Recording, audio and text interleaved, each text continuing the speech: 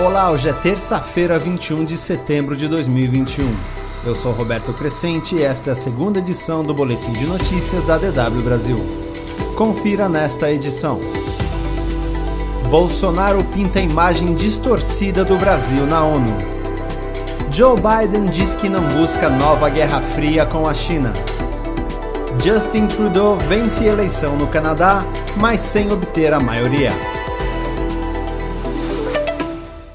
O presidente Jair Bolsonaro pintou um retrato distorcido do Brasil e do seu governo em discurso na Assembleia Geral da ONU.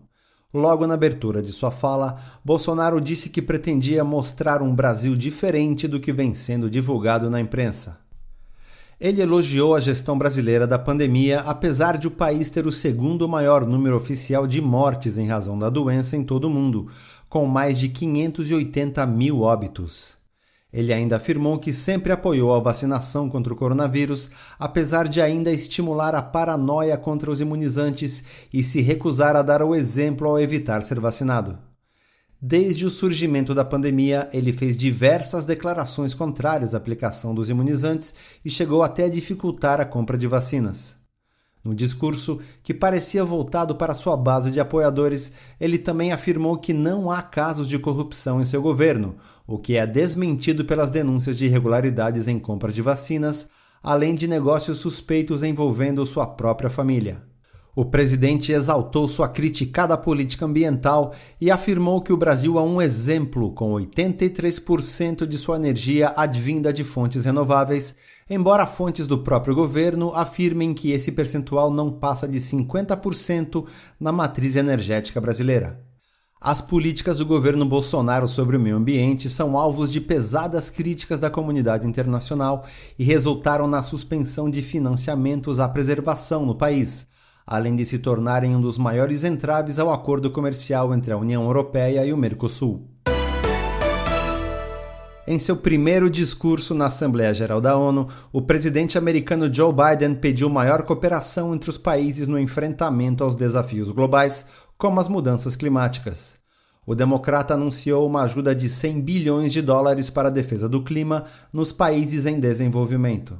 Ele aproveitou a ocasião para dizer que os Estados Unidos iniciam uma nova era de uma diplomacia intransigente depois do fim da guerra no Afeganistão e que a força militar dos Estados Unidos deve ser a última opção em conflitos internacionais. Em referência à China, Biden disse que os Estados Unidos não querem uma nova Guerra Fria e acrescentou que está pronto para cooperar com qualquer país que busque a paz.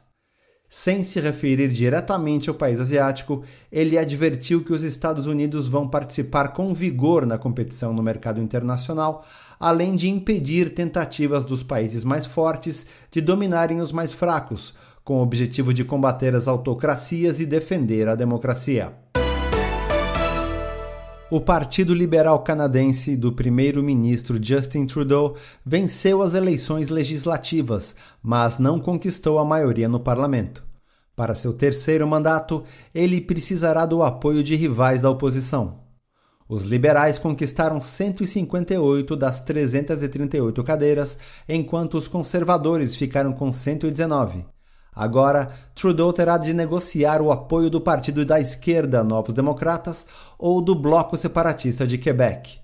Foi justamente para sair da situação minoritária que ele havia convocado uma eleição antecipada em meados de agosto, para tentar recuperar a maioria que havia perdido 2 anos antes.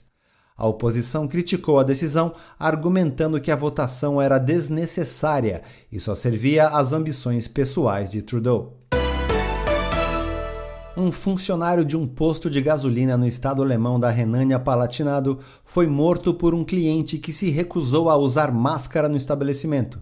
Segundo as autoridades, um homem de 49 anos é suspeito de ter atirado no funcionário na noite de sábado, após ter sido repreendido pelo jovem de 20 anos por não usar a proteção contra a Covid-19 no interior da loja.